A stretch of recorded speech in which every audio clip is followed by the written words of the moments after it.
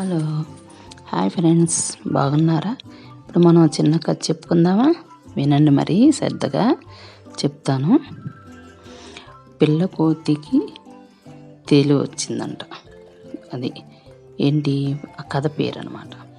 దేవగిరి గ్రామంలో ఆనుకొని ఒక పెద్ద అడవి ఉండేదట.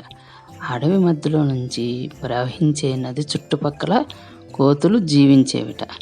వాటిలో పిల్లకోతి పవనం ఉంటాం, దాని పేరు పవనం కూడా ఒకటి ఉందట. అది మహా తింగరదట. అల్లరి శేషలు మానుకోమని చెప్పినా వినేది కాదట. నదికి ఒకవైపునున్న చెట్టు మీద నుంచి మరోవైపు ఉన్న చెట్టు మీదకు దూకుతూ ఉండేదట.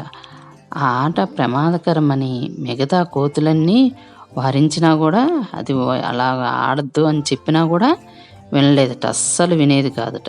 ఒకసారి ఆ పిల్లకోతి అలాగే గెంతుతూ నదిలో పడిపోయిందట. ఈత రాకపోవడంతో గట్టిగా అరవసాగిందట. కోతులు చూస్తూనే ఉన్నా కూడా ఆ ప్రవాహంలోకి దూకే సాహసం చేయలేకపోయాయట. పెద్ద ప్రవాహం బాగా ఉందట, అందుకని అవి దూకటానికి కూడా సాహసం చేయలేదట. ఇంతలో ఆ నీళ్ళల్లోనే ఉన్న ఒక పెద్ద చేప పవనాన్ని వీపు మీద ఎక్కించుకొని, ఈత రానప్పుడు ప్రమాదకరమైన ఆటలు ఎందుకు ఆడటం అని అడిగిందట చేప. అది నాకు ఈత రాదని ఎవరు చెప్పారు, వచ్చు అంటూ బడాయిపోయిందంట పిల్లకోతి. ఈదుకుంటూ ఒడ్డుకు చేరకుండా అరిచావు మరి ఎందుకు అని ప్రశ్నించిందంట చేప. ఎవరో ఒకరు రాకపోతారా అనుకున్నాను, అంతలో నువ్వు వచ్చి నాకు సాయం చేసే అదృష్టాన్ని సొంతం చేసుకున్నావు. నువ్వు ఎలాగో నన్ను ఒడ్డుకు చేరుస్తావు కదా, ఆ మాత్రం దానికి నేను ఇది కష్టపడటం ఎందుకు అని అహం ప్రదర్శించిందంట. అంటే నువ్వే వచ్చావు, నన్ను తీసుకొని ఒడ్డుకు చేరుస్తావు కదా, ఇంకా నేనెందుకు కష్టపడటం అని చెప్పేసి ఆ చేపతో ఉంటుందంట పవనం అని అహం ప్రదర్శించిందంట. పవనం సాయాన్ని పొందుతూనే దాన్ని తక్కువ చేసి మాట్లాడటంతో చేపకు కోపం తెప్పించిందంట. దాంతో ఒక్కసారిగా పవనాన్ని నీళ్ళలో పడేసేసిందట. చేపకి మరి కోపం వచ్చేసింది, మరి అట్లా అంటుంటే, అందుకని దాన్ని నీళ్ళలోకి పడేసేసిందట.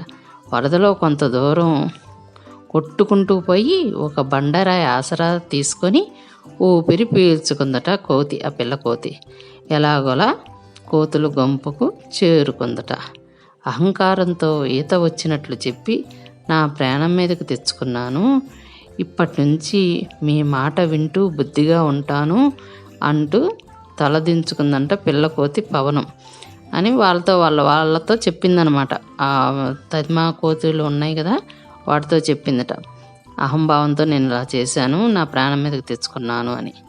అందుకే అంటారు, మనకి ఎంత వచ్చినా ఎంత తెలిసినా కూడా మనం అన్నిటికీ ఒదిగి ఉండాలి అని.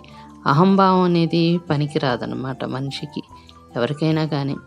మరి అది సాయం చేస్తుంటే నువ్వు చాలా ఇదిగా నాకు సాయం చేస్తున్నావు అని చెప్పాలి కదా, చెప్పకుండా నువ్వు నాకు సాయం చేసే అదృష్టం నీకు దక్కింది అని దాన్ని అంటుంది. అప్పుడు దానికి ఎంత కోపం వస్తుంది. అందుకే అంటారు, ఎప్పుడైనా సరే ఒకళ్ళు సాయం చేస్తున్నప్పుడు మనం దాన్ని మెచ్చుకోవాలే కానీ వాళ్ళని మనం ఇదిగా చూడకూడదు అనమాట. అది ఫ్రెండ్స్ కదా, బాగుందా? మరి మీకు నచ్చిందా?